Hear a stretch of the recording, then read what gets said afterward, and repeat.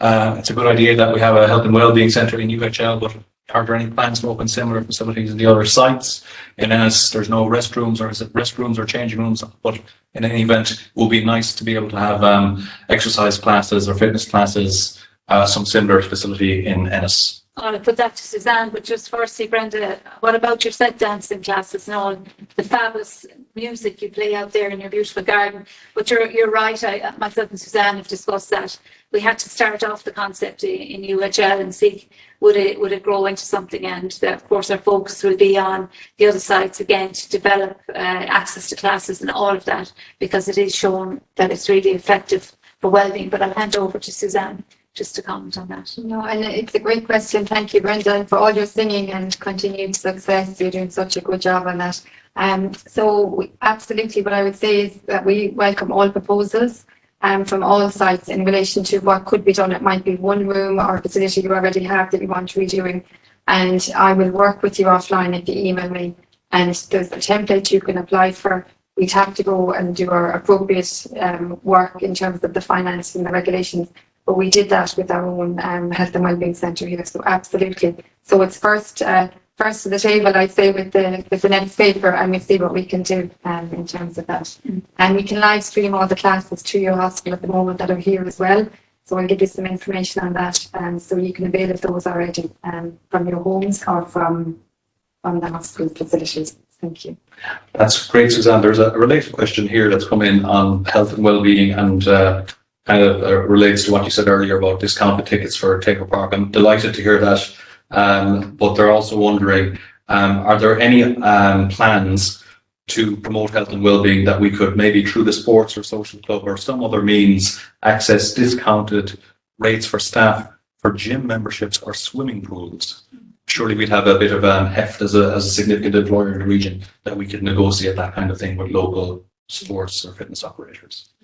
That's an excellent point. And so we put out a staff health and wellbeing survey just before Christmas, and we fed back and absolutely everything that was requested in that has already been delivered. So we had 12 recommendations from staff.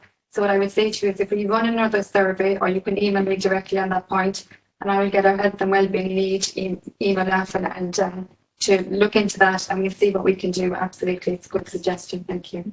And I think as we're looking to develop our new Healthy Ireland plan, one of the areas of focus, Suzanne, is going to be on climate change and green energy projects. There's a very specific question here. Are there any plans for us to provide electric car charging spots on site?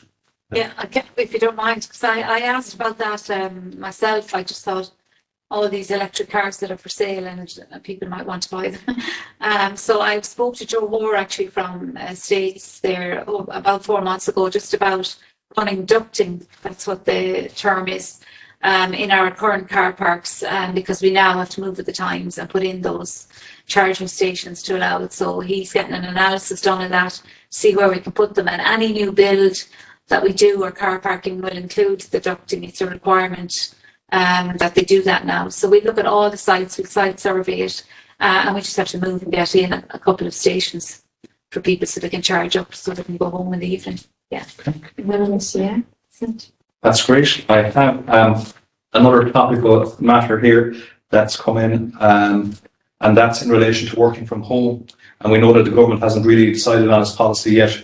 Is there any work going on in the background in the group or within the HSE? Do we know what kind of provision might be waiting for working from home in the future? The Director of HR is on there. She may speak to it, because she spoke to us about during the weekend, just awaiting the national that's right. criteria on it. Can you get in there, Lorraine? Yeah, I can. Yeah, can you hear me okay now? So one of the things that is very topical, yes, you're correct in saying that, is that government, I suppose, have given a commitment that across the public sector that there should be 20% of our staff working from home. So with that, I suppose the HSE nationally is looking at a policy in relation to that, and we would be guided by that, but there is engagement going on nationally on that, and I expect that we will be looking then ourselves in terms of our own policy on that, having looked at the national policy. So absolutely, I think it's probably something that's, you know, part of the future of work. Yes. And while you're on there, there's a follow-up or a related question, Lorraine. Specifically, it's a situation where there's a number of staff sharing an office where there's only desk space for 2 people and there's 3 people sharing the office. Is there a blended approach for working from home being considered? And again, that would be part of that working from home policy that we would be looking at. And I suppose it's all about the roles that people do and determining what would be aligned to or what would suit a working from home hybrid situation. Yeah, so again, it will cover all of those aspects. Yes, Mike. Okay, and just to remind everybody that the Q&A function is still there for anybody who's online and what has any questions arising from the presentations today. There's another couple here I have. This is on office space, and obviously that's at a premium around the place. And we're just wondering, have plans progressed in finding suitable locations for further office space? And are there any further moves afoot to find office space outside?